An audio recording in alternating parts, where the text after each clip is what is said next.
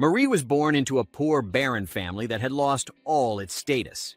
Since childhood, she had to work hard to help her family live a happy life.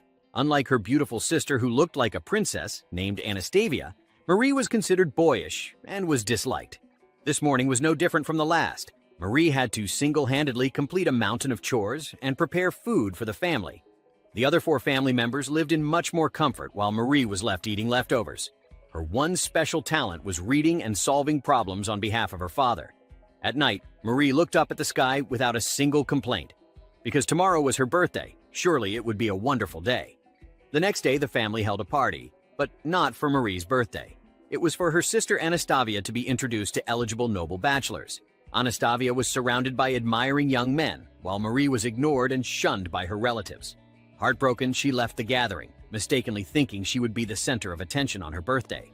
She wondered why she was so ugly. Just then, a young man from elsewhere approached, asking for directions to the party. Marie gently guided him, and he mistook her for a maid from the Shaderin family. His attendant quickly corrected him, saying the Shaderin household had only one maid, who was already 60 years old. Therefore, this red-haired girl must be one of the 2 daughters of the Shaderin family. Hearing this, the man apologized to Marie for the misunderstanding. Marie immediately recognized his clothing as being from the Republic of Ipsandros and asked about it. The young man confirmed it and said his mother was a traveling performer from Ipsandros. Marie was fascinated by the traditional outfit, surprising the man with her deep interest in Ipsandros culture. Marie shyly explained she had read a lot about it in books and was simply overwhelmed seeing it in person. As they continued talking, they realized they had a natural rapport. Marie shared her fondness for stories from Ipsandros, especially one about a tattered red kitten. Kuros was surprised. He loved that story too and eagerly recounted the tale. A kitten abandoned by its owner journeys with a kind wanderer and grows stronger. Since Marie had messy red hair, she likened herself to that kitten. As she spoke, she suddenly remembered her father's scolding. She shouldn't flaunt her knowledge, so she stopped. Kuros didn't understand why she fell silent since their conversation had been going well. He tried to stop her from leaving. Marie knew this handsome man would soon become her sister's fiancé, so she wept for her own fate. Kuros, thinking he had frightened her, apologized. Looking at her clothes, Kuros asked if she was having a hard time. He wanted to help. Marie smiled through tears and said she simply wasn't beautiful, but had enjoyed their conversation. As she ran off, he caught her by the arm. In his eyes, she was truly beautiful. It was the first time anyone had said that to Marie. Moved, she directed him toward her sister, the star of the evening, and ran to the old shed in the back garden. The words he said were ones she had always longed to hear, and she was content. A month later, their family received a letter from Kairos saying he wanted to marry one of their daughters, Anastasia. Duke of Feria declared that Count Kairos Granado, future duke and extremely wealthy, wanted to marry into their family. He immediately told Marie to write a reply and notify the surrounding nobles and relatives. Anastasia was annoyed to be forced into marriage with someone she didn't even remember meeting. She had heard Count Kairos Granado was eccentric, ill-tempered, and hated women. She didn't want to marry a man like that. Marie reassured her, saying the letter was very sincere. Surely he would treat her kindly. Trying to lift her spirits, Anastasia showed Marie the dresses she had made for her. Anastasia was perhaps the only one in the family who still cared for Marie. The dresses were custom-made and meant to be kept secret from their parents, who would otherwise throw them away. Anastasia encouraged Marie to do what she loved so as not to waste her life. But soon tragedy struck. On her way to meet Kairos Granado, Anastasia died in a tragic accident. As Marie mourned her sister, their cruel mother beat her, wishing Marie had died instead. She blamed Marie for everything. Their father intervened to prevent visible scars, but the mother enjoyed inflicting pain, especially on Marie's face. The father then said Marie would replace Anastasia in the engagement. They had already sold everything to fund the wedding. He instructed Marie to use Kuros's grief to win him over, even if only for one night of comfort. It would be enough. Marie, unable to understand what she had done wrong, obeyed to avoid more abuse. Her father personally escorted her to the Kuros estate, telling her to return immediately if the engagement was canceled. He even called her a failure. Marie, numb and hollow, forced a smile and thanked him. He was irritated and thought again that it would have been better if Marie had died instead. Upon arrival, they were stopped at the gate by guards. The headmaid explained that their letter had only just arrived that morning, so the estate was unprepared. Enraged, the father tried to fight, but was immediately restrained by the maid. Marie knelt to beg forgiveness and asked them to spare her father. As she lowered her veil, the maid was stunned. This was the girl her master loved. Realizing the situation, she ordered a guard to notify the Count immediately and introduced herself as Mio, the head chamberlain. She invited Marie and her father into the estate. Upon hearing the bride's family had arrived, Kuros wanted to send them away. He was still grieving, thinking his beloved had died and didn't want a replacement. Marie was hurt. Kuros regretted not taking the girl with him that night. But when he turned and saw her there, he was stunned. His servants tried to snap him out of his daze. Marie hadn't realized the man she met that night was Kuros. Her father told Kuros about Anastavia's accident and said Marie was there to take her place. Kuros ignored the man and focused on the girl he loved. When her father insulted Marie by comparing her unfavorably to Anastasia, Kuros shot him a glare. Mio reminded him that threatening the bride's father wasn't appropriate. Kuros calmed down and asked to speak privately with Duke of Feria. He told Marie to rest for the night and that he would talk to her later. Marie was served tea from Ipsandros and was thrilled. Mio, who made the tea, was pleased by Marie's praise, thinking she was both delightful and charming. Kuros entered, and Marie apologized for her father's rudeness. He informed her that her father had returned home. He also told her that he would not reclaim the engagement gift he had sent to Anastasia. Then, he gently asked if she was being abused by her family. Marie denied it out of fear, saying her parents were just strict to discipline her. Kuros asked her to call him by name, not titles. He mentioned that the outfit she had worn previously was usually for widows or nuns, which had led to his confusion. Worried she might be considering becoming a nun, he asked her directly. He again asked if she was unhappy living with the Shaderin family. Though she hated her current life, Marie felt guilty betraying her family, so she only said it was because she wasn't beautiful. Kuros was heartbroken by her words, but didn't press further.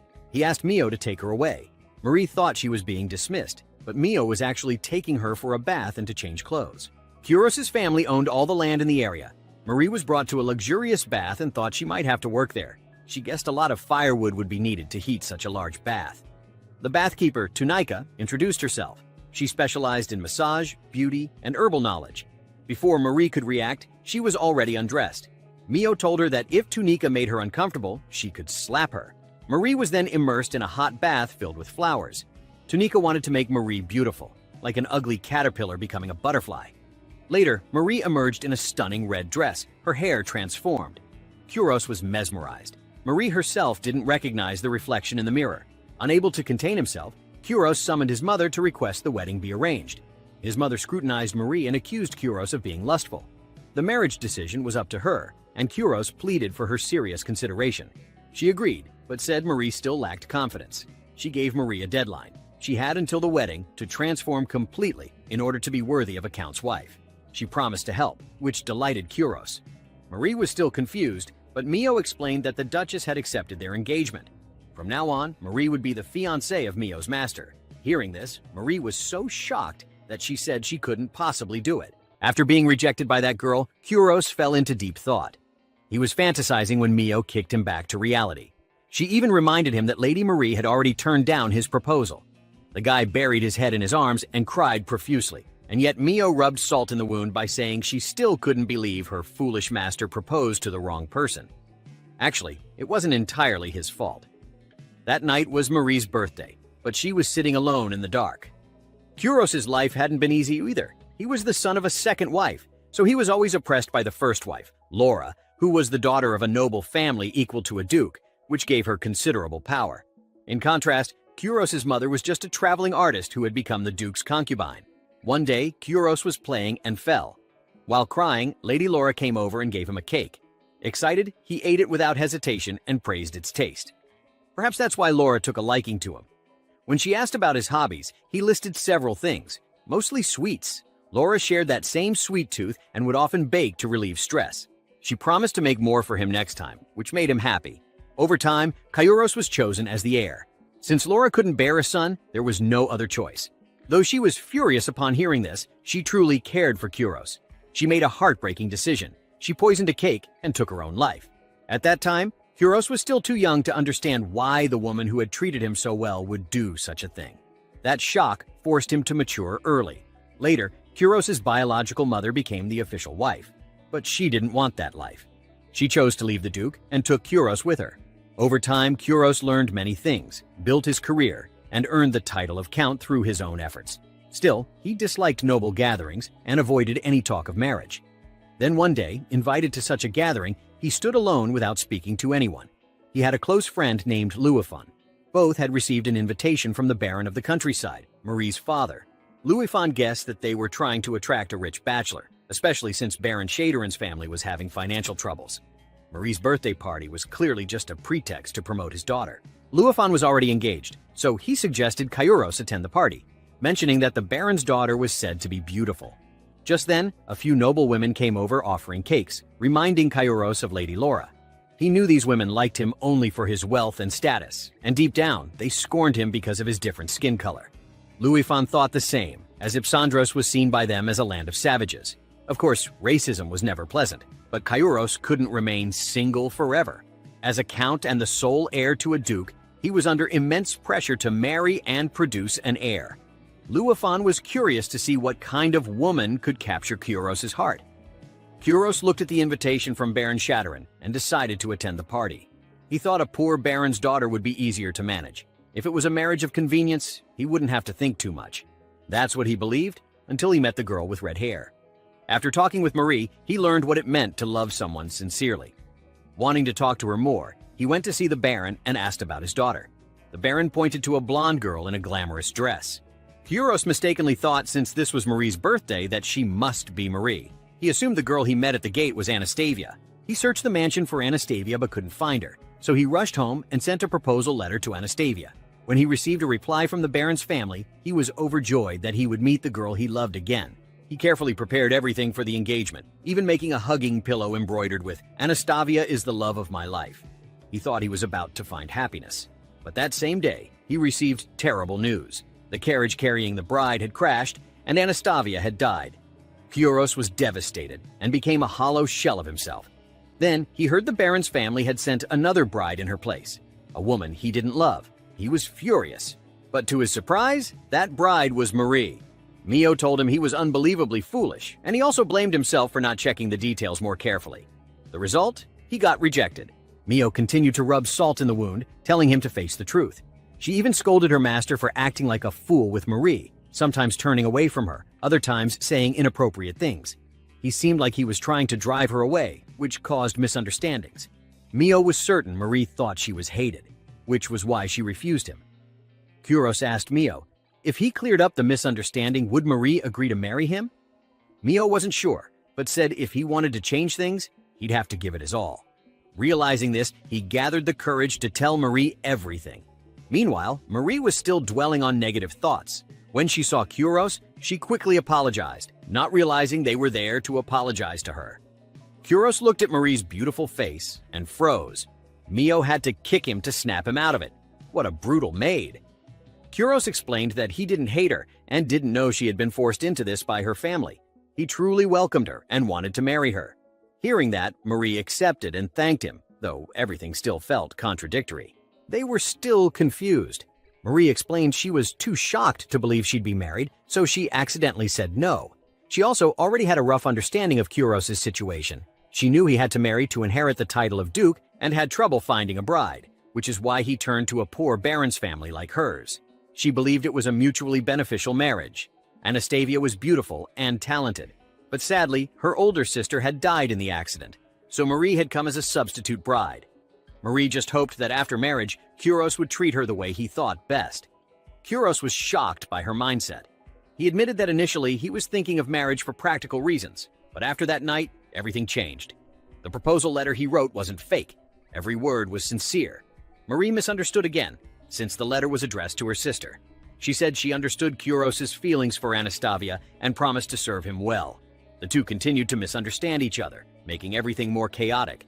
At dinner, Mio suggested they continue talking over the meal. Marie was hungry and embarrassed. She was served delicious food, far beyond anything from her home, while Kyuros couldn't eat without clearing up the misunderstanding. Once again, he insisted this was not a marriage of convenience. The proposal letter addressed to Anastasia was a mistake. He had confused her name with her sister's. The girl he loved, the one he met at the gate, was Marie. Marie smiled, feeling honored. But from her tone, Kyuros guessed she didn't believe him. She thought he was being kind and trying to comfort her with lies. She told him not to worry about her feelings. Kyuros clutched his head, not knowing how to explain. Marie understood that, in nobility, marriage was a duty. and it was the same for Kuros. Their status and backgrounds were vastly different. Surely he would marry someone else later, and she was just a simple country girl, not worthy of him. She thought her only task was to fulfill her father's wish to save the family from debt. Then Kuros looked up and said, "I love you, Marie," which stunned her. He knew that just saying it wouldn't convince her. For now, he only wanted her to agree to marry him, and he would prove it with time and love. He hoped his fiancée would enjoy herself over the next 3 months before their engagement. Marie later said she wanted to go home to inform her father of her success. She also revealed that her father wanted her to sleep with Kuros to comfort him. She wanted to receive new instructions from her father on what to do next. Both Kuros and Mio were furious. Kuros was too shocked to speak and stormed off. After discussing it with her master, Mio forbade Marie from returning to that house. If her family wanted to visit, they would need Kuros' permission. He couldn't accept his fiancée suffering any further. Mio encouraged Marie to be more confident in herself. She was beautiful. That night, Marie slept on a soft bed and was thrilled. Everything felt like a dream, like a fairy tale. And if it was a dream, she didn't want to wake up, because it was a happy dream. The next morning, Marie woke up and planned to chop wood and carry water. The maids came in to greet her, surprising her. Out of habit, she bowed to greet them, leaving Mio speechless. Mio explained that Marie was now Kuros' fiancée, so from now on, the 2 maids, Ilza and Hannah, would take care of her every day. Marie appeared worried because someone like her was being served by 2 maids. Since she wasn't used to it, she felt scared, although this was common in noble circles. She put on a confident smile to greet the 2 maids. However, they looked confused, surprised that a mistress would greet her servants. The 2 had been born into knight families in the royal capital and came here upon the recommendation of the 3rd prince. Hearing that, Marie grew excited and wanted to hear their story. Yet the 2 of them gave Marie the same feeling as her own parents, making her unsure what to say. At that moment, Mio called her to breakfast. Mio laid out a table full of delicious dishes for Marie to choose from. First were 7 kinds of cold cuts: pork, venison, pheasant, and also chicken and duck. Marie said her stomach and appetite were weak, so she couldn't eat it all, but it would be a waste to leave any.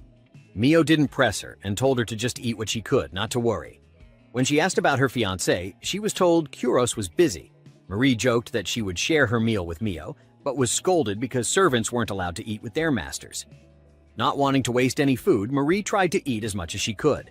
Luckily, the food was all delicious, and she managed to eat half of it. Still, she reached her limit and couldn't eat anymore, silently apologizing to the chef for wasting such good dishes. After a short rest, they continued their castle tour. The next location was a changing room prepared just for Marie, containing hundreds of dresses for every season. When Mio asked which one she liked, Marie couldn't decide. They were all amazing. So Mio chose one with yellow as the main color. As for the castle, it was built to protect the kingdom's borders, making it more like a massive fortress. From what Marie knew, the Granado family had ties with the royal family. However, after the war, they were granted noble titles and now only ruled their own land, no longer in the line of succession. Because the territory was so vast, behind that door lay a massive mansion. Interestingly, it was designed in the personal style of Duchess Lulu. The first floor had bedrooms and a kitchen for the staff living there. Everything was so wonderful that Marie was enchanted. As she walked, she happened to run into the same gate guard as before and went to greet him. Thomas was shocked that the young lady remembered his name after meeting only once. Marie apologized for her father's rude behavior. Thomas was delighted and introduced himself again. To his surprise, Marie correctly guessed that his name was based on a story from Lu Hop Island, his hometown. He praised her for being so knowledgeable. Just as he moved closer to her, Mio tackled him to the ground, reminding him that Marie was the master's fiancée. Inside, Marie asked whether Kuros did business with other countries, because she noticed items from all over. Mio explained that the master only traded with the Republic of Ipsandros, and the strange items were personal belongings of the staff. In general, many nationalities lived here, forming a multicultural community. Though many criticized this, Kuros continued to hire talented individuals regardless of background, which was why they were all so devoted to him. When Marie asked where Mio was from, Mio shared that she had simply been an abandoned child, not as special as Marie had assumed. Overall, Mio had lived an interesting life and no longer dwelled on the past. She said that when the master was small, she often comforted him to stop his crying. Marie wondered how old Mio really was, since she looked so young. In short, most of the servants here came from poverty, except for Ilza and Hannah, who were deemed worthy to serve Marie. Marie wanted to hear stories from other countries, but didn't want to trouble them, so she followed Mio's arrangements. That evening, Marie was served tea, but she wasn't used to drinking it that way. She asked for milk to be added, surprising the two maids. Wouldn't that ruin the tea's flavor? They laughed, finding this drinking style amusing. Marie assumed it was an issue of noble etiquette and didn't realize they were mocking her. She thought they simply disliked milk. That night, she couldn't sleep, wondering whether her fiancé was also busy late into the night. At that very moment, Kyros was thinking of her too, wondering if she was enjoying herself. He had many tasks to handle tomorrow and felt sad that he hadn't been able to return home yet. A few days later, Marie began getting used to her new life. Each day, she was served plenty of food, especially fresh vegetables. She asked Mio where they were bought and was told they were harvested from the garden. Johann, the man in charge of growing the produce, could supply the estate daily. Marie asked Mio to take her to the garden, but Mio was busy, so Ilse and Hannah were the only option.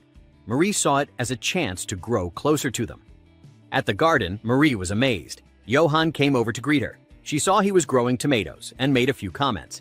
Johann was surprised that a lady knew the right season for planting them. Marie said she used to grow vegetables at home. It was cheaper than buying them, and the surplus could be sold. For a poor family like hers, the garden had been a lifeline. However, tending it was difficult because of pests. Johann offered to show her around, which delighted her, but Ilse and Hannah shouted, saying it would dirty her clothes. They added that gardens were for viewing, not walking into.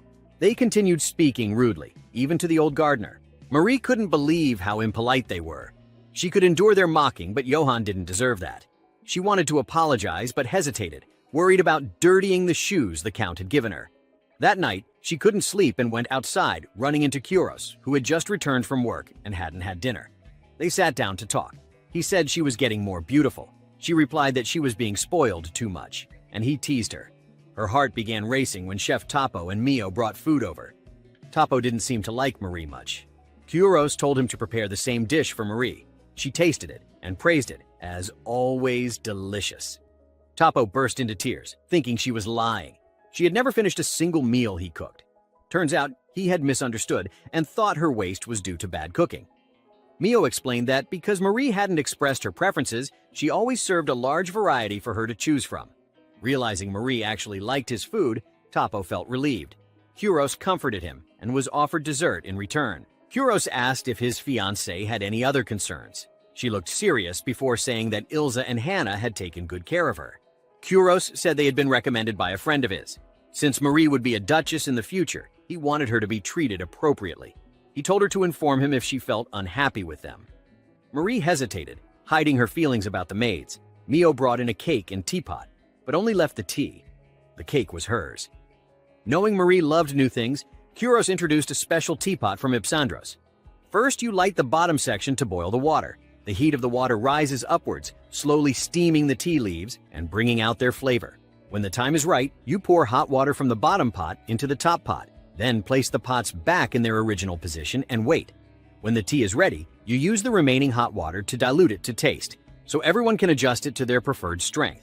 Everyone gathers around the pot, waiting for it to brew. Taking the opportunity, Kyros wanted Marie to share about herself. She blushed, unsure what to talk about. Her past held nothing happy except for a childhood game she played with her sister. She suggested playing word chains with Kyros, though she felt it was too childish. He agreed, but suggested they limit the words to things they liked. Kyros started with Marie. Marie followed with words related to Ipsandros. Eventually, she got stuck. There were no more words she liked that started with K. She almost said Kyros, but was too embarrassed and said kiss instead. Kyros teased her. "Were you asking for a kiss?" Marie didn't know how to respond. At that moment, Mio reminded them the tea had dried out. When they drank it, it was bitter and had lost its original aroma. They considered masking the taste with milk or sweets, but Mio said it wasn't necessary. Those two were already sweet enough. Marie always thought of herself as merely a replacement for her older sister, Anastasia, who had passed away. She came here for a political marriage, no more than a mock fiancé, and she couldn't understand why Kyros cared so much about her preferences. While Kyros was deep in thought about Marie, he was startled by Mio's voice. She asked what he thought after seeing Marie again following their 4-day separation. He replied that Marie looked more beautiful and that he loved her even more. Mio said he misunderstood her question. She reminded him, 5 days ago, you said to provide Lady Marie with our utmost hospitality and everything she truly deserves. You did say that, correct?" Kyros confirmed and explained. Her treatment in the Baron's household was clearly wretched. Marie believes herself to be ugly and unworthy of love. So I wanted to give her every luxury she desires, so she can build some confidence. I wanted her to know that she is worthy of that. But Mio countered, no matter how many luxuries you pile before her, Lady Marie will likely avoid them. I'm an abandoned child, but I was lucky to be taken in by Lady Lu Liu. I was elevated to head chamberlain of Granado Castle, far beyond my status, by you, master. For that, I owe you a great debt. That's why I can understand a bit of what Lady Marie feels, what it's like to go from a life of oppression to living in a gleaming castle, and the fear that brings. The sudden appearance of a charming prince, all the dresses and shoes bestowed upon her. She wonders if it's just ephemeral magic that will disappear one day. Kyuros assured her, it won't disappear. Marie is beautiful and intelligent. He told Mio, you're a brilliant head chamberlain, and Lu Liu thinks of you as her own daughter. That isn't magic, that's reality. Tomorrow he would have to leave the castle again for business. He wanted Mio to make sure Marie felt comfortable. Mio requested authority over personnel matters, which Kyuros granted. Now that she had permission, Mio wanted to act quickly. The next morning, Mio brought a modest breakfast suitable for Marie's appetite. After eating, Marie had tea, Mio joined her. While Marie was dining, she had her work as her server, but she could accompany her for tea. This made Marie very happy because she had been wanting to have tea with Mio for so long. Marie guessed that if Mio was here, Sir Kyuros must have left. But Mio said she'd swapped assignments with Ilza and Hannah, who were now attending the master. She believed it was better that way. Marie agreed. Ilza and Hannah would be happier serving true nobility. Topo arrived with his latest culinary experiment, a blancmange made with almond flour and fresh milk. He offered some to Marie and also urged Mio to try it. Marie found it very jiggly and delicious. Topo's food really is the best in the world, she exclaimed. Topo got excited and wanted to make enough for everyone in the castle. Marie told Topo to wait because Ilza and Hannah might not like milk. Mio said she hadn't heard anything about that. Marie explained, when I asked for milk in my tea, they said that was a novel way to drink it, so I assumed they didn't like milk. She asked Topo if he could make it without milk. Topo understood and agreed to try. Mio realized they had mocked Marie, but Marie had simply misunderstood. Then Thomas arrived carrying a box and said he was taking it to Lady Marie's room. Mio asked what was inside. Thomas said it was from her family, the house of Baron Shaderin. Mio grew angry, demanding why he delivered it directly when Kyuros had ordered that anything from the Shaderin household must first be approved by her attendants. Thomas said Hannah and Ilza had inspected it and told him to give it to Marie. Thomas accidentally dropped the box, revealing Marie's belongings. There was also a letter from her mother. Congratulations on your engagement. You left behind some essentials for your work in the Count's household. Mio overheard mocking laughter about Marie's items and rushed off to deal with it. Thomas apologized to Marie, fearing he had done something terrible. Mio returned, dragging Ilza and Hannah in front of Marie. Ilza and Hannah were furious. They mocked Mio as just a maid of a poor baron's daughter, whereas they had served Prince Luifan. They even insulted her as an orphan, calling the Countess's mother a courtesan. Mio immediately put them in their place. Then she apologized to Marie for her poor oversight. Marie didn't mind and simply asked, "May I borrow some scissors and thread?" Marie then altered some of her old clothes and visited Johann, surprising him. She reminded him of his promise to walk her around the garden. Johann smiled and took her to plant vegetables. Marie realized something for the first time, what she truly liked. She had always thought she worked for her family's sake, but she realized all the hard work felt easy because she loved growing delicious vegetables. I really do have things I like and want to do, she thought. Johann apologized for disturbing her, but Marie replied, "We're living in the same house. That makes us family, doesn't it?" Johann said, "You say the same things as the master does." Thomas came to inform Marie that the master is leaving, but when she arrived to see him off, he was asleep from staying up all night. More importantly, Mio asked him to return the two maids to Prince Luifan if he passed by the palace that evening. Ilza and Hannah blamed Marie for everything. They mocked her as the daughter of a poor baron and an ugly wench. "It's the Count who will be a laughingstock for pulling the short straw." Kyuros woke and asked, "What part of her?" "Try saying that again." "What part of my family, of Marie, do you find ugly? All this talk of noble houses and money, do those belong to you? Are either of you more beautiful than Marie? More honorable? Smarter? Cuter? Are you any of those things? What about you could I possibly love? Please, tell me." His words silenced them. He ordered Thomas to take them away. Marie apologized to Kyuros for being the reason people laughed at him. But Kyuros replied, "You are beautiful. There's nothing here to laugh at." Your beautiful red hair, set off so well by this green. Your eyes that shine like stars. Your overflowing knowledge and curiosity. Altogether beautiful. Just as he leaned in to kiss her, Mio reminded him that time was up. We can wait another few seconds, but I'm certain that wouldn't suffice. Lord Kuros was headed to the royal palace for a ceremony and would be away for 10 days. When he returned, they would begin formal arrangements for their engagement. Later, Marie received a letter from Prince Louisfon. She wondered if it was a threat, but Mio said, "It's written as an invitation." It read, "Lady Marie Shaderin, I wish to congratulate you upon your betrothal to my old friend Count Kairos Granado. As such, we have planned a special event utilizing our means and efforts. Notice has been spread throughout the royal capital, and the people eagerly await the day. Lady Marie, should you be unable to attend, everything will have been for naught. The people will despair, and their distress shall surely span generations. Please, you simply must attend." Mio commented, "It certainly does sound like a threat." She explained that Louisfon was the third prince and captain of the Royal Knights. He had a very open-hearted personality. The timing of the letter suggested he expected Marie to attend. A few days later, a chariot from the Royal Knights came to escort Marie and Mio. Mio introduced the location as a military fortress for the Kingdom of Diltz, the Royal Knights' stronghold. Marie trembled, fearing she might be executed publicly. Mio told her to calm down. She guessed Prince Louisfon had recommended Ilza and Hannah, and now he wanted to apologize in person. If Prince Louisfon is the host, he likely has some amusing plans in store.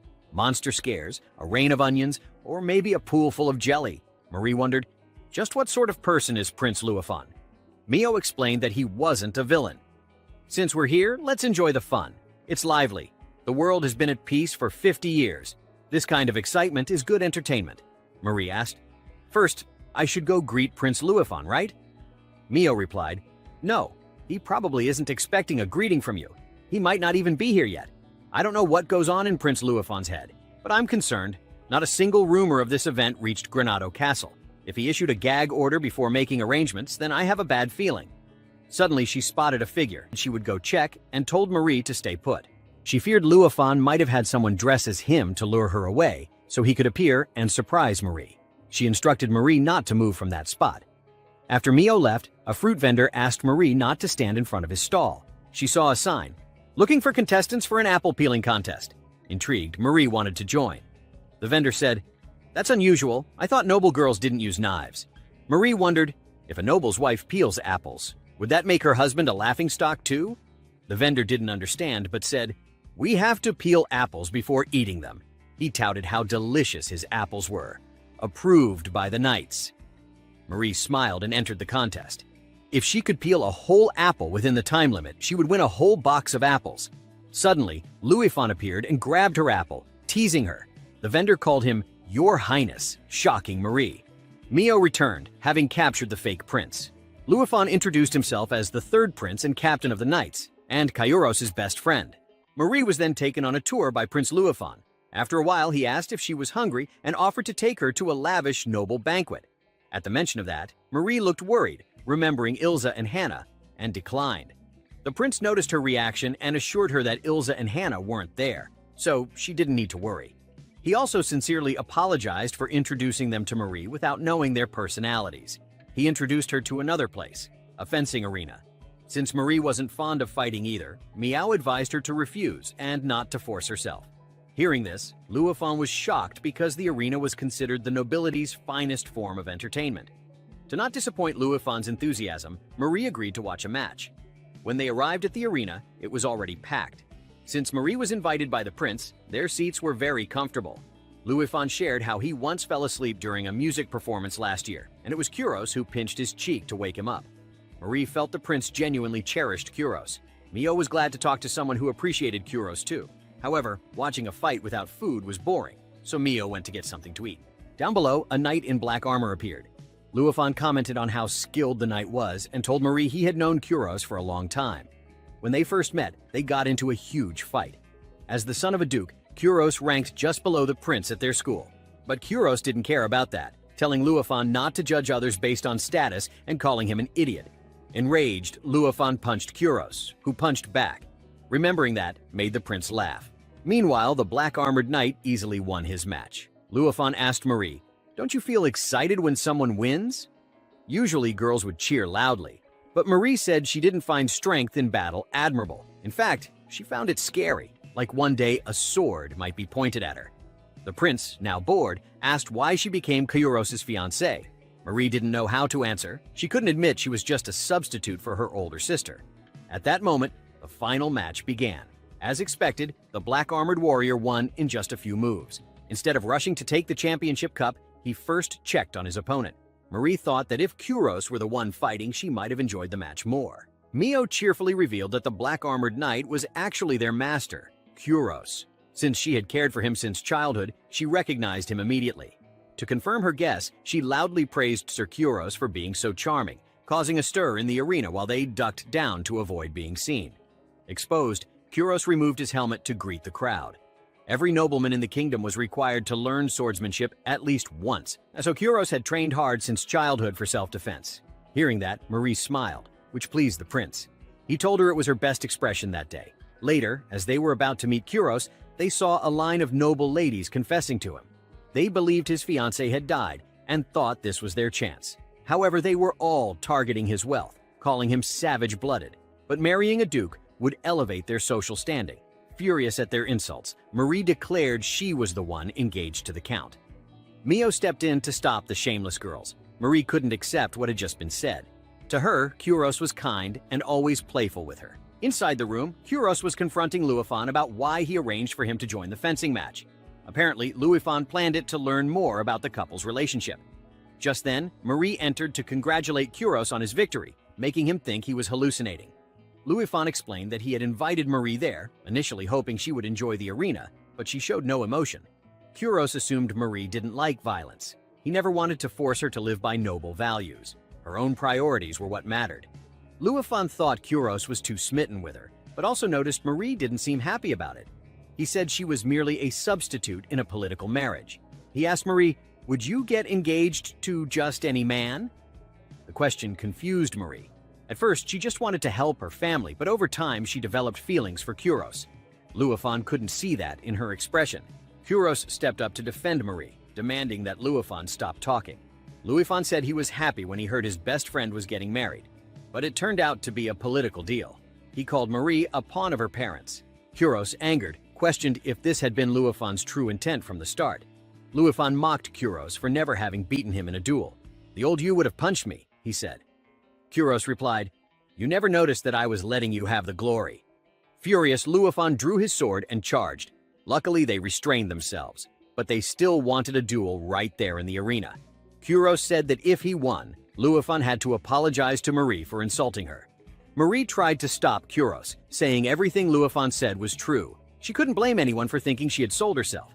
She admitted she had been foolish to follow her parents' orders, and she couldn't stand seeing Kyros mocked because of her. She apologized for not being worthy of being his wife. Seeing her cry, Kyros comforted her, saying Louis-Phane mocked him because he thought he was in unrequited love. He guessed Louis-Phane couldn't stand seeing his rival brought low. Despite how he seems, he's a passionate man. But whatever his reasons, it doesn't mean he's allowed to disparage you, Marie. I will face him head-on, defeat him, and make him take it all back. Hearing that, Marie thanked him for getting angry on her behalf. She also vowed to make the prince take back his words about her fiancé being a coward. Kyros was delighted, believing her smile would be his good luck charm. Soon, the whole arena erupted when it was announced the prince would duel the champion. The two exchanged taunts, threw down their helmets, and clashed swords. Their skills were evenly matched, though Louis-Phane was faster and disarmed Kyros. Marie panicked and cheered for Kyros not to lose. Motivated by her words, Kyros landed a punch that made Louis-Phane drop his sword. They continued fighting with their fists. Normally, such a duel would be invalid, but since both were nobles, the referee didn't dare interfere. Fueled by love, Kyros delivered a final punch that knocked the prince to the ground. Overjoyed, Marie stood up and cheered, only to realize the entire arena was staring at her. Kyros called her down. He lifted Marie up and used the moment to announce that he and Marie were engaged and would serve the kingdom together with all their hearts, hoping for everyone's support. The crowd was surprised, having never heard of the Saturn family. Marie was embarrassed. This should have been her sister's moment. Kyros hugged her, telling her she was amazing, far more than she believed. No matter what happened, he would always be by her side. The audience roared with cheers for the great duel and congratulated the couple, bringing joy to them both. In the afternoon, Marie returned to the apple stall to complete her apple peeling challenge. The shopkeeper happily agreed, But this time, Kuros snatched the apple. He insisted on joining her. Luifan also showed up to apologize to Marie. Kuros handed the prince an apple to try. Marie then showed both of them how to peel apples quickly. She was skilled at it since she always had to save food to get even a small portion. Luifan asked Kuros, "Are you that happy?" Kuros answered, "Yes, I'm very happy. As long as Marie is by my side, every day is a joy. Even if she doesn't love me now, I believe in time she will. We'll become a real couple.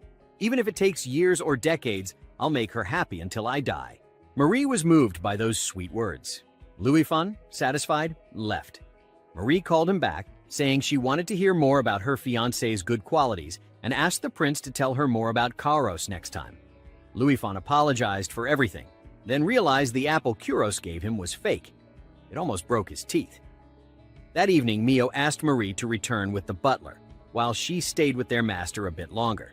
Kuros told Marie that he had never beaten Luifan in fencing before, but thanks to her encouragement, he won this time. Before leaving, Marie kissed him on the cheek and wished him good night. Kuros was stunned for a few seconds, then chased after the carriage to ask about the kiss, but failed. There were 2 months left before her political marriage. Still, Marie hoped that one day she and Kuros could be a true couple, united by love. Meanwhile, Mio looked extremely worried. She had stayed behind to deliver a letter from Marie's family to her master. After reading it, Kuros was furious. Are they really her biological parents? The letter read, "You good for nothing with your hideous red hair, apologize to Anastasia and die." Her mother wrote nothing but horribly abusive words, and her father wanted her to return home to work immediately. Kuros wondered, would parents really tyrannize their own child this much? He ordered Mio to investigate something. A month had passed since the night's festival that had struck like a storm. The weather was lovely. Today seemed like it would be a good day. Butler Wolfgang came to see if Marie was awake, and once again he lost as Marie had risen earlier than him. Tilly, Wolfgang's niece, ran in and hugged Marie. Wolfgang apologized to Marie, saying that Chili was still just an apprentice. Marie told him not to worry. She liked the little girl very much. Mio had other business again today, so Wolfgang was her attendant. He asked what she planned to wear today. Marie chose a blue dress, perfect for the clear, beautiful weather. Silly thought Marie was too cute. Wolfgang said, if the master were to see you, he'd embrace you before even realizing it. Hearing that, Marie blushed. Lately, she felt strange. Whenever she thought of Lord Kuros, her heart beat faster. Silly pulled Marie toward the gate to welcome Kuros home. Tapo saw them and came out to greet Marie as well. He would make her a parfait to share with the master. Johann also arrived to give Marie a bouquet. She thanked him and continued toward the gate with Silly. When Kuros saw Marie, he smiled and asked about the flowers in her hands. She explained that Johann had told her to bring them, and she thought Johann wanted her to give them to him. Kuros said, "They aren't for me. They're an accessory for you, Marie. Though, in a way, they are a present for me as well. You are like a flower personified. I nearly embraced you without even realizing it." Marie's face turned red, and she told him, "Please don't tease me like that." Kuros replied, "I am not teasing you. You have grown even more beautiful." That night, Marie thought she could have dinner with Kuros, but he had already gone out again. The betrothal ceremony was coming together nicely, but she was still nervous because aside from helping her father and what she learned in school, she didn't know much. At times like this, she would read The Tale of the Raggedy Red Cat when she felt anxious. But when she opened it, the pages had fallen out. She asked Butler Wolfgang to help mend the book. He took her to the library, where they unexpectedly met Lady Liu Liu. Liu Liu asked Marie, "What brings you to the library so late?" Marie answered, "My book has fallen to pieces, and I'd like to mend it." She stepped inside and was amazed at the number of books. Liu Liu noticed Marie seemed to like books, just as she did. Liu Liu was there for research, though her spelling in Dilcian was still shaky. Marie saw a letter on the desk and asked, "Isn't there anyone you can ask to write it for you?" Liu Liu said, "Kuros is very busy, so he's asked me to help him." The butler explained, "That is an invitation to attend the betrothal ceremony. It must be written by the couple themselves or someone close to them." Marie asked, "Would it be wrong for me to write them?" Liu Liu was delighted to hear this, and surprisingly, Marie could write the invitations in Ipsian. Wolfgang explained that Lady Marie loved Ipsandrian stories and had come to mend her book. Seeing the Raggedy Red Cat, Liu Liu felt nostalgic. Marie's older sister had read it to her when she was young. She loved that book dearly, and her sister had apparently learned Ipsian from their late grandmother. But Marie's father claimed the grandmother was an eccentric layabout who studied foreign languages, insisting that women didn't need academics, and blaming her solitary, uncharming life on her dabbling in academics. Liu Lu completely disagreed, saying, "A clever woman who knows other languages would be quite the catch for merchants and the nobility. Though Ipsian isn't very practical unless you trade with them. Flarian and Shannon are languages usually reserved for barons." Marie said she could also speak those languages, having learned them on her own. Liu Liu was astonished.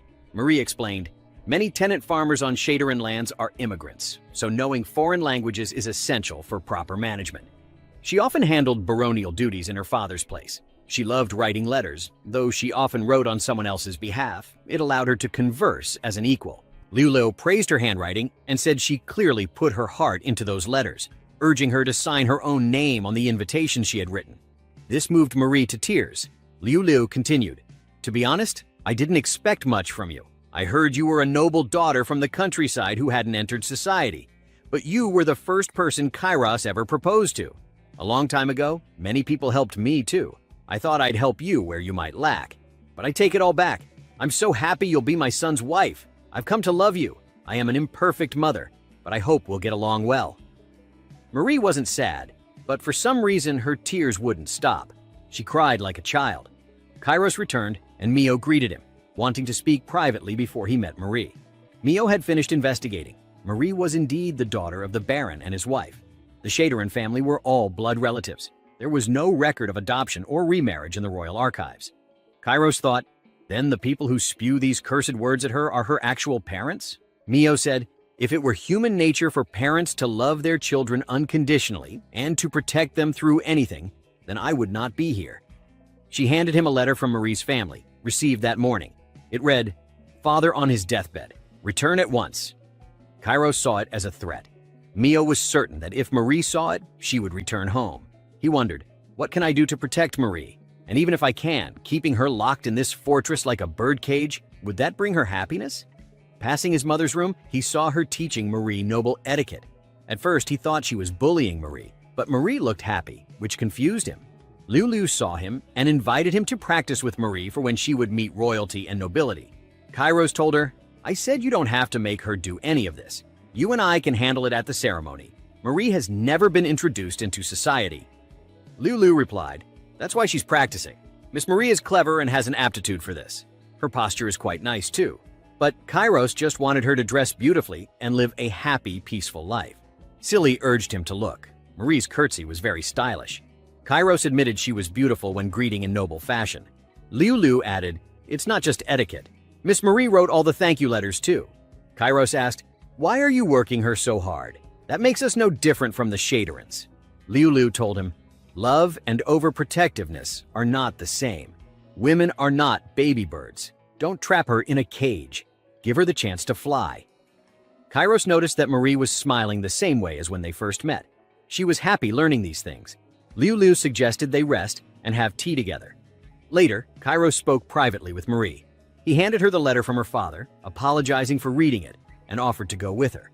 But she said she wouldn't return. This surprised him. She said, "This is a lie. This is my father's handwriting, but could a man on his deathbed write this? Have other demanding letters arrived? They must have had truly sickening things written in them, and you protected me, didn't you?" He apologized for acting without her permission. Marie said, "Hiring people costs money. I'm sure he has work to foist on me. He doesn't want to see me. My parents hate me, don't they? They yelled at me all the time, not to discipline me." Kairos was shocked. Before, Marie thought such treatment was natural because she thought she wasn't lovable. But now she had grown strong. He suddenly hugged her, then apologized for it. The next morning, as they had tea, Silly complimented Marie's dress, making her happy. Kairos tried the same. "Marie, you look adorable." But it only flustered her, as she wasn't used to such words from men. He apologized for making her nervous. Tapo brought a blueberry tart and also praised her dress, making her happy. Kairos wondered why everyone else could make her happy except him. Mio returned, and Marie was glad to see her. But Mio asked permission from Kairos to travel far away. She had someone to see. She told Marie, "With the betrothal ceremony near, please take some time to bond privately with the master." Marie promised to do her best. That night, Kairos prepared documents to send to Baron Shadarin and his wife. forbidding them from speaking ill of his wife and listing all of Marie's good qualities. He told Mio, "If you see the Baron, clobber him with this. Take the palace carriage too, and at least one attendant." He knew she was strong, but wanted someone with her so she wouldn't need to use that strength. "Don't take the villain's role, Mio." Thomas was chosen to go with her. He thought Mio was going to meet her sweetheart, but Marie explained she had received a letter from her younger brother Cedric. "Big sis, come home. Elder sister is already home." Thomas remembered that Marie's elder sister, Anastasia, had died in an accident. Her carriage had fallen from a cliff. But Mio said the truth was different. According to a more detailed investigation, Anastasia had been attacked by bandits on the flatlands, and as they fled along the river, the carriage overturned in muddy, swollen waters after rain. Rescuing anyone who fell in would have been impossible. Thomas wondered, then what is this letter about? According to the news Mio had investigated, Marie's older sister had traveled by carriage hired by the Baron. On a day of heavy rain, her carriage unfortunately became the target of bandits. While she was desperately trying to escape, she slipped and fell straight into the nearby river. Although her body had not yet been found, people believed the chance she was still alive was extremely slim. Thomas wondered why the young lady's younger brother had written that his eldest sister had already returned home. Mio jokingly said that the best way to protect their love was to get rid of that girl, which shocked Thomas. But since Kairos had forbidden Mio from using violent methods, she told Thomas not to worry. Meanwhile, Marie was being tenderly served by the Count after Mio left. Kyros tried putting on a maid's uniform, but it didn't fit him. Just like the other three, he also wanted to become the most reliable servant for her. Though Marie felt shy, she couldn't bring herself to refuse his expectant gaze. So she let him serve her. Kairos skillfully tied Marie's hair, then wanted to help her change clothes, making Marie extremely embarrassed. He was just about to escort her to the changing room when Silly suddenly rushed in and kicked him in the back. She shouted, "Master, you just want to touch Marie, don't you? You lecher!" Hearing the commotion, the butler came in, carrying his granddaughter, and advised the Count to restrain himself a little. "Your enthusiasm is making the young lady feel uncomfortable." The next morning, Kairos went to Marie's room to deliver a letter from Luifan. Apparently, Luifan had prepared a wonderful gift and invited the two of them to the royal capital. "So, will you go out with me? Just the two of us." Marie immediately agreed. They stepped into the bustling marketplace, and Kairos praised his wife, saying she looked adorable in every outfit.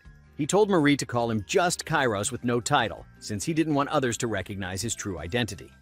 After giving his advice, Kairos extended his hand and said that if they got separated, it would waste their date.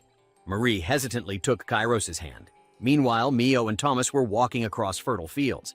Thomas was a little surprised since he'd heard that the young lady's territory was very poor. Mio judged that this was a good land, but it was heavily burdened by land taxes. In short, there were many things the Baron's family hadn't done well. Don't be deceived by appearances. When they arrived at Marie's old school, Mio pretended to be an innocent noble girl to dig for information. Realizing they had come to learn about agriculture, the old man told them to go meet the innkeeper's daughter, Karina. She had found work in the royal capital and dropped out of school halfway.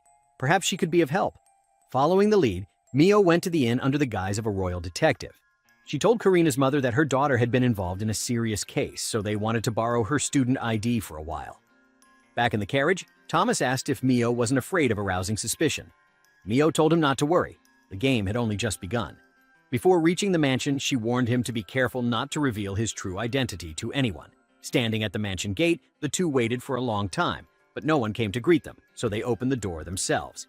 After only a few steps, an old woman blocked their way and asked, "You aren't debt collectors, are you?" Quick-witted, Mio linked arms with Thomas and replied, "I'm Karina. This is my fiancé, Henry. I'm dear Marie's friend, and when we arrived, the gate was open, so we came in. Sorry." She showed the old woman the student ID and explained that she had studied with Marie at the capital. Marie had asked her to stop by her house to pick up some belongings. Mio then asked permission to enter Marie's room. The old woman sighed and led them to Marie's cramped, dark room. They never imagined that Marie had been treated so poorly by her own family. The woman explained, "Marie was never good at the basics. Cooking and cleaning took her so long she never really finished, so she started sleeping here." Mio asked, "Why did Marie have to work so hard?" The woman replied, "Because she wasn't the least bit cute. A woman with no prospect of marriage has to work. Compared with Lady Anastasia, she's impertinent and completely unlovable. Her grandmother, Lady Sasha, was the only one who showed her any affection." At that moment, Marie's youngest brother suddenly appeared, calling out her name, thinking Marie had returned. When the Baron came in, Mio continued her role as Marie's close friend from the capital. Hearing that, the Baron scolded the old woman Tanya for being senile. "This is a storage shed, isn't it? It couldn't possibly be my darling Marie's room.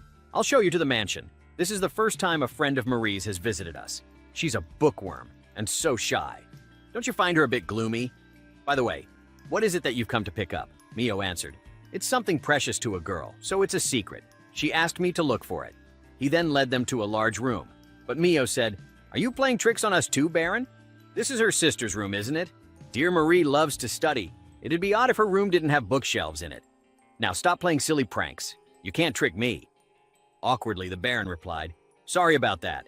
I really will show you the way this time." He then took them to his study and introduced it as Marie's room.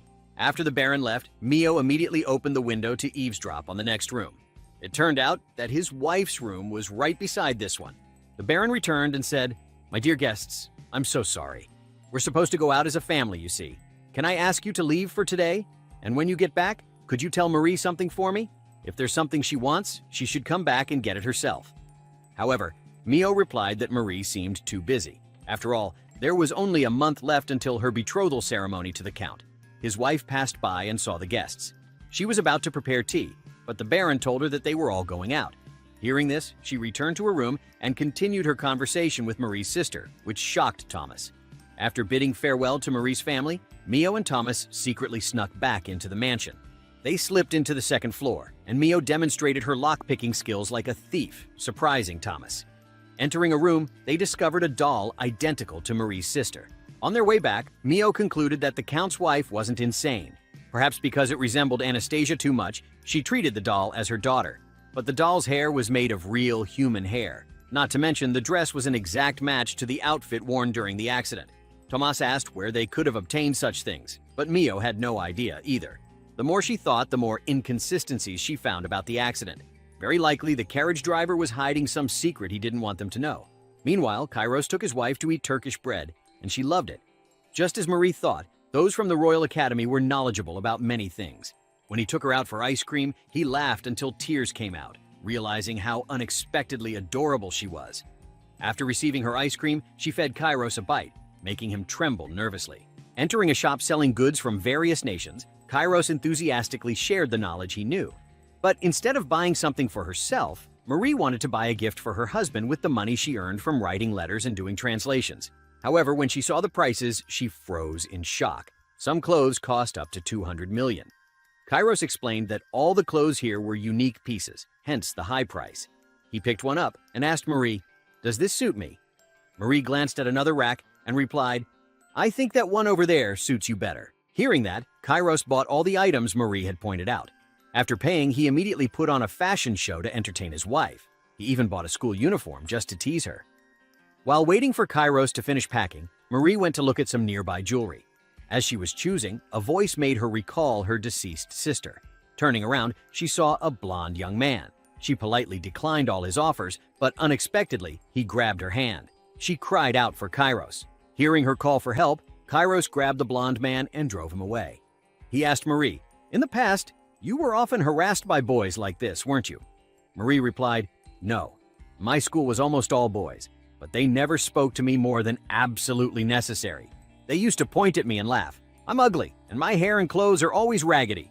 Hearing this, Kairos realized that Baron Shaderin didn't want Marie's charms to be known to anyone, so he trapped her in that disgraceful state. Angrily, Kairos held Marie's hand and declared, "I'm never letting go." While the two were enjoying their happiness, someone was secretly watching them from the shadows. The couple in love continued strolling around town. Marie asked her husband to take her shopping for a few more things as gifts for the people in the castle. Flower seeds for Johann, spices for Tapo to use. Like that, she bought many items for everyone. Since there were too many things, Kairos suggested stopping by the carriage to put some away. Later, the couple went to the handicraft district. There was a shop here that specialized in providing goods for the royal family. Luofan had arranged to meet them here, but when they asked inside, they learned that he was still asleep. Marie was fascinated by the beautiful high-class items displayed. Kairos then left her downstairs while he went to wake Luofan. Since Luofan had a habit of sleeping nude, it wasn't convenient for anyone else to see him. While Marie was looking around, she noticed small gemstone fragments displayed on plates. The seller explained that they were leftover shards from cutting and designing. Still, since they were of high quality, they were put up for sale. Combined with other materials, they could be made into small accessories. Since Kairos was a regular customer, the seller wanted to give Marie as many as she wanted for free. Marie was surprised, but didn't dare accept his generosity. She noticed some emerald green pieces that looked just like her husband's eyes, and she wanted to buy them for him. Though not cheap, she could afford a few as gifts. Finding something she liked, Marie was very pleased. She had never thought of touching gemstones, let alone buying them. Suddenly, a strange man appeared and asked, "Did the beautiful lady already find what she was looking for?" Since she had already encountered a flirt earlier, she was wary.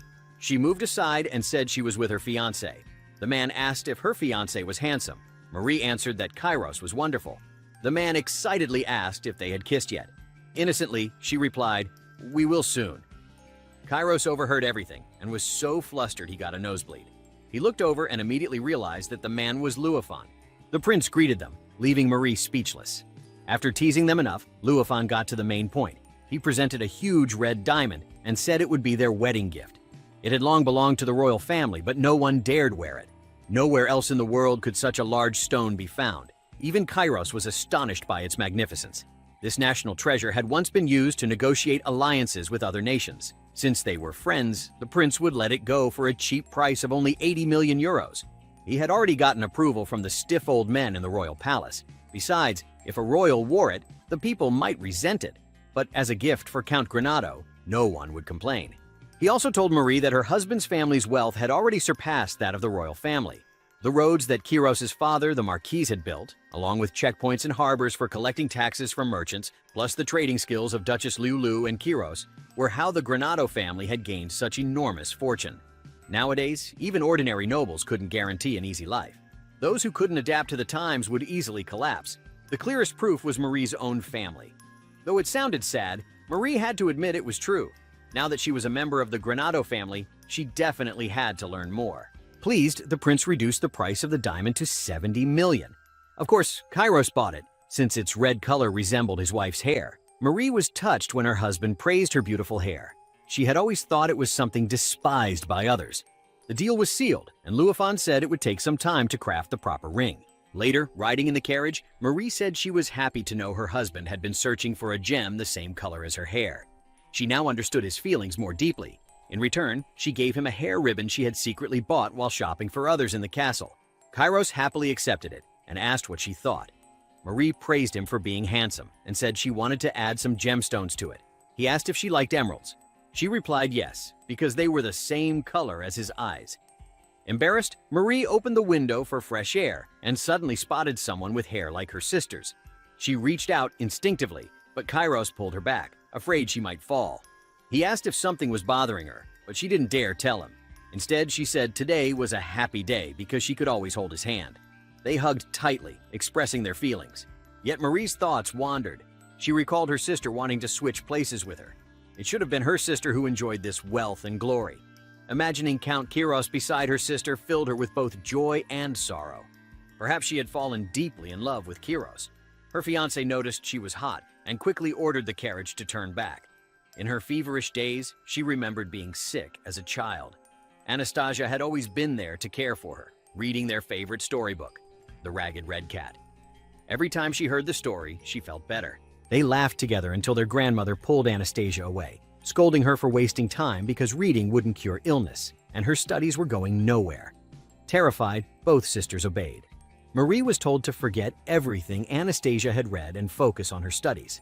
Despite being weak, she had to learn new languages. Their grandmother insisted she was the smartest and needed early training. By age 4, she had to learn Ipsian, and by 6, she had to master Flarian. Separated, both sisters felt the same emptiness. Marie cried for her sister's help, but Anastasia couldn't do anything. When Marie woke up, only Kairos was there. The doctor said she had fainted from fever and exhaustion. They were in a resting chamber of the castle, the closest place, instead of returning to her own room.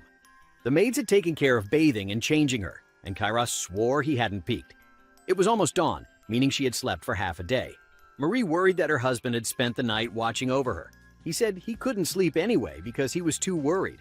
Cared for so tenderly, she remembered how Anastasia used to feed her when she was sick. She opened her mouth, asking Kairos to feed her, surprising him. He gave her a few bites, watching her with amusement. Marie explained that she was used to it because her sister always took care of her. After their grandmother passed, the sisters no longer ate together, and that was when their cruel grandmother began treating Marie as if she didn't exist. She was forbidden to eat, but Anastasia often snuck bread to her. Marie thought that if Anastasia were still alive and married to the Count, they would have made a beautiful couple. Seeing her in pain, Kairos wanted to call the doctor, but she stopped him, saying she didn't want to be apart from him even for a moment. He thought she said it out of gratitude, but it was truly from her heart.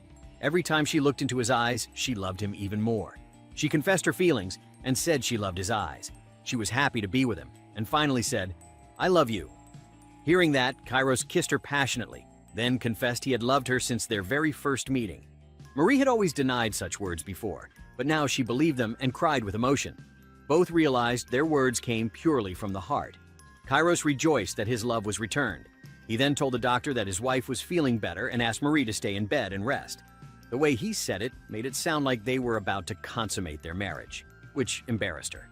Kairos hurried to explain he only meant she should rest. Running outside, he tripped and fell.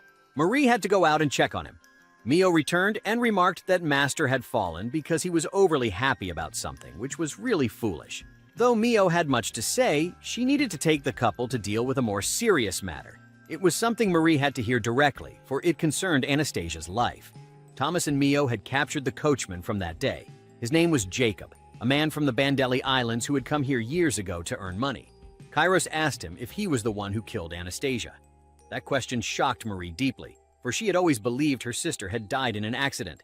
However, Jacob would not easily confess. Thomas brought Johann along because Johann also came from the Bandeli Islands, just like Jacob.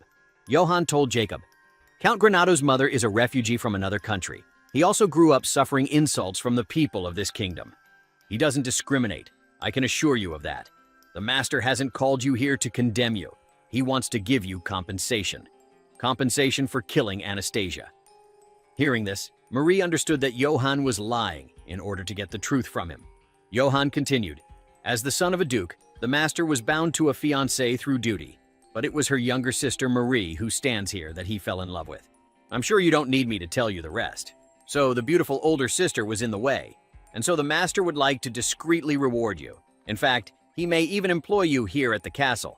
And if you were a castle employee, then the owner of the carriage rental couldn't yell at you. That would be too much, wouldn't it? Please tell us the truth, Jacob." Hearing this, Jacob confessed everything. That day, the old man who ran the shop was really excited. He told Jacob to bring the best carriage to take the lord's eldest daughter to her fiancé. But the baron did not have enough money to rent a fine carriage or an inn to rest at along the way. Yet the baron didn't care and told the shop owner to make do with the money. Jacob was chosen as Anastasia's coachman. On the road, Jacob often mocked Anastasia with crude words, but Anastasia never reacted to his words. Her attitude made him realize that the only way she could live was by obeying her parents' orders. She was nothing more than a doll with only her beauty. That's how he knew she wouldn't run away, no matter what happened. He planned to rape her at a deserted place. That night, it rained heavily, and the river swelled. Before he could finish his story, Mio was enraged and twisted his arm immediately. Kairos stopped her so they could hear the whole truth. Thomas took over from Mio to interrogate Jacob about the doll's hair and clothes kept at the baron's house. Jacob explained that he stripped off her clothes himself. While she resisted, she cut off her own hair. The scar on his hand was proof. He retrieved the clothes and hair, then sold them to Lady Elvira, who was in shock over her daughter's death. He hadn't planned to sell them to her at first, but when he heard the Baroness was looking for materials to make a doll, he took the opportunity. To cover up his crime, he destroyed the carriage and lied in his testimony, saying they were attacked by bandits. But Anastasia had fallen into the river. That was the truth. She had tried to run away and slipped. It was an accident. He denied killing her. Hearing this, Marie was furious at how Jacob had insulted her sister. Kairos rushed forward and punched Jacob in the face, apologizing to Marie. Until now, he had never regretted Anastasia's death. Mio and Thomas were the same. They thought Anastasia had tyrannized Marie the same way her parents did. But now they finally understood the truth, and they felt guilty. He had even thought that her death was divine punishment. That wasn't all. He thought that mistakenly proposing to her was a stroke of good luck, because thanks to that error, Marie was safe. He wanted to visit Anastasia's grave to apologize. Marie said Anastasia had no grave. Her father said a gravestone would be a waste. Her funeral had been terribly plain, and in the end, Anastasia's name wasn't even inscribed in the public cemetery. At some point, a huge gulf had opened between them. Marie always wore rags but was free to walk outside, while Anastasia was forced to dress up inside a tiny enclosed garden. A perfect being who should have been loved by all, and Marie believed that was why the gods had taken her away. The next day, the two of them went to a river to float a bouquet of flowers, praying for Anastasia's soul. This river would carry the bouquet to the capital. When Anastasia was alive, she once said she wanted to design clothes in the capital. In such a lively place, perhaps Anastasia wouldn't feel lonely. A week later, the castle's atmosphere returned to normal. Lulu praised Marie for her sewing skills. Kairos sat beside her, watching. If Marie pricked her finger on a needle, he was there to tend to it immediately. Lulu realized her son had become a faithful dog. She thought that a first love was always so wonderful. Before, because so many things had happened, Marie hadn't been able to give her presents to everyone. They were gifts she had brought from the market. But Mio thought she didn't deserve such valuable gifts. The blonde girl told her not to say anything more and to just accept Marie's present. Mio apologized and thanked her. Lulu observed that since Marie arrived, everyone's attitudes had changed somewhat. She also had a gift for Marie, the tale of the Raggedy Red Cat. It had been mended beautifully. She also gave Marie another book, Eminent Figures Around the World. To their surprise, Baron Shadowrun's mother and Marie's grandmother, Sasha Tillich, was mentioned in the book. Her face and hair color in her youth looked identical to Anastasia. Marie herself didn't know why all her family members had blonde hair, while only she had red hair. People said red hair would bring ruin upon a house, so she had been shunned. Lulu couldn't believe there were still people who clung to such an outdated superstition. Marie asked why her grandmother was listed among eminent figures. Lulu explained that Sasha was a hero, quite famous. Born during wartime when women had no status, at just 18 she became a military interpreter, commanding 7 languages, a true genius.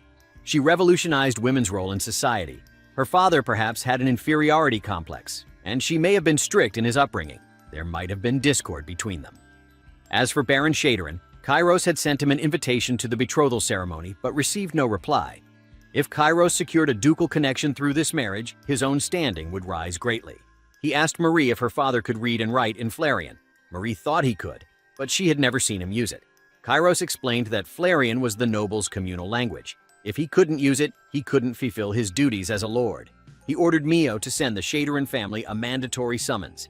If they still refused to respond, they would have to be taken to trial in the kingdom's court. He apologized to Marie, saying he had wanted to resolve this peacefully. 4 days later, they received an uninvited guest. As soon as Mio saw Prince Luophon, she instantly slammed him down. Luophon praised Tapo's cooking skills, which were as excellent as ever. Recently, Tapo had grown thinner from working hard to create new recipes for the wedding feast. He wanted to do his very best for the betrothal ceremony. That day, Luophon came to deliver the wedding ring Kairos had commissioned. He wanted to check the sizing before the stone was set in place. He intended to place it on Marie's finger himself, but Kairos stopped him. Kairos slipped the ring onto Marie's finger, and she loved it. Lord Kairos had chosen a stone to match the color of her hair. This ring truly had been made just for her. Kairos admired the craftsmanship. He thought the only artisan capable of such work was Norman. Luophon confirmed that Kairos had guessed correctly. He had visited Norman in retirement and begged him. There, he met Norman's apprentice. 3 months ago, in the capital's artisan quarter, Norman had adopted an orphan child. Suddenly, Marie remembered the person she had seen at the royal capital's artisan quarter.